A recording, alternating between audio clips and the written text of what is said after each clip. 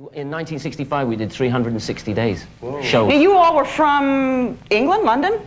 I was from Liverpool and my band was from Manchester. And I went to a school of music in Manchester and that's where I met them. And that's how we became a band. So how big were you when you left to come to the United States? Were you 5, 6? No, I was. No, but I mean, were you guys famous over there? We were in England. We were already, but we had no idea what was going to happen in America. We'd seen sort of the Beatles had these home videos. They were so naive. They used to like film their audience, you know, a little 8mm, and we'd seen what really happened.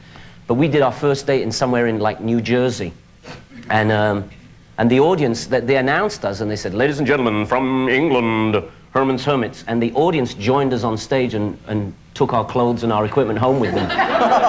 we didn't even sing one song. We had one person working for us in security. Let's talk about that, like crazed fans. Do you all have great crazed fan stories? Just you, Vicki. But we're not going to tell that story now. No, because it was backstage and it was before the show, and so I went a little nuts.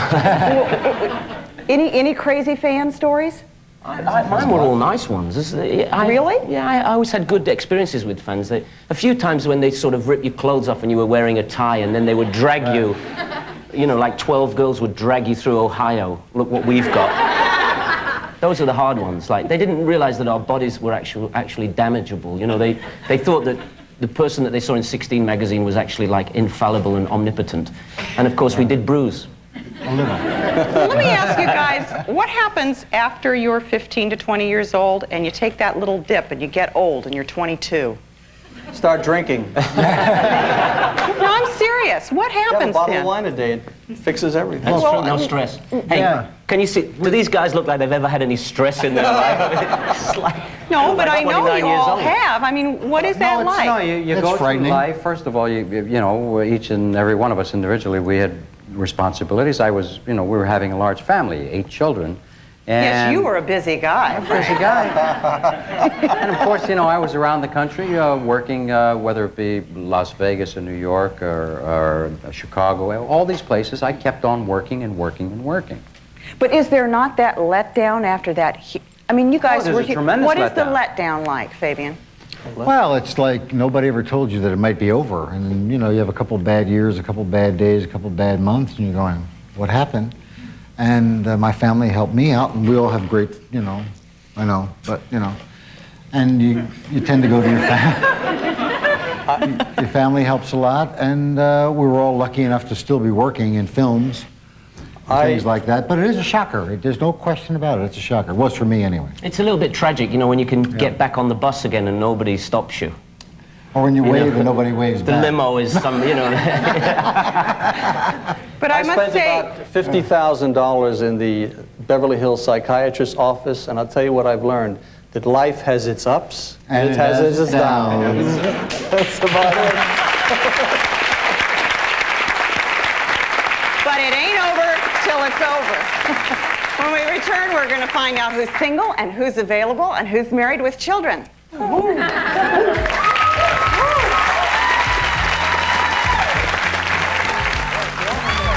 Write to us.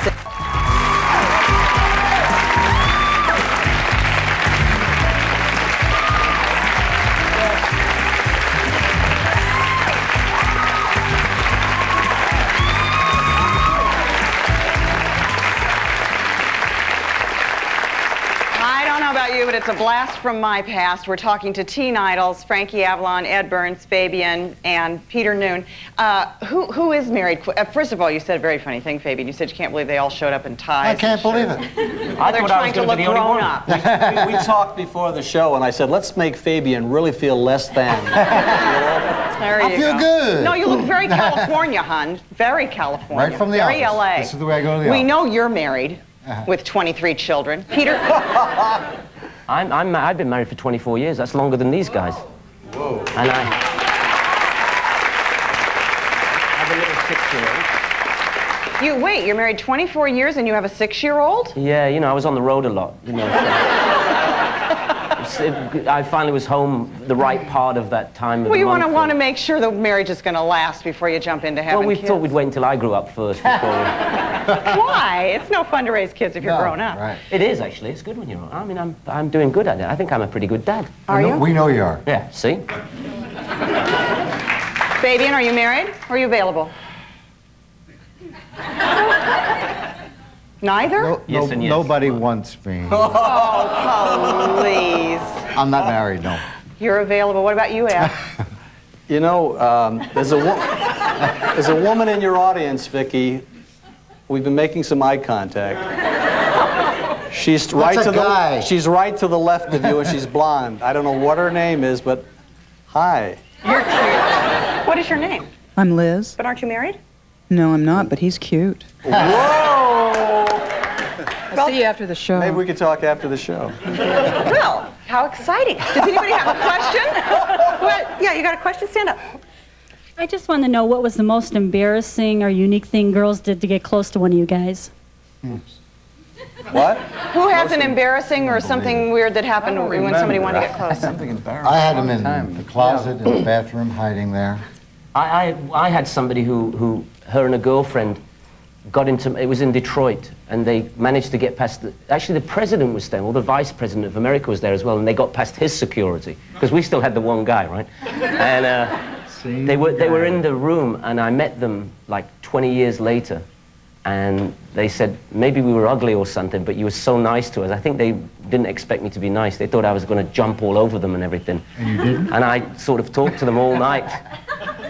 You talked to them all night? Yeah, they were nice young girls, and I thought, you know, I'll talk to them and I'll be friends with them and everything. And then 20 years later, they told me that they were actually looking for something, they had ulterior motives. Why didn't you send But him you to my guys room? were all so sweet. Who had a question up here? Yeah, stand up. Hi, I wanted to know what your children thought of your old productions, how they responded to them. They laughed. The Mine kids laugh laugh a lot. at you? My children laugh a lot, yeah. What about yours, Frankie? Because you got a passel of them. I don't think they watch them. They don't even care? Don't they care what's getting them through college? They'll do things like they'll walk by and say, Dad, you're on TV. And they So they're just so used to it, they're blasé. Who else had a question up here? Yeah, stand up. Yeah, I was just wondering, have any of your kids wanted to follow in your footsteps and Oh, yeah. act? No. No?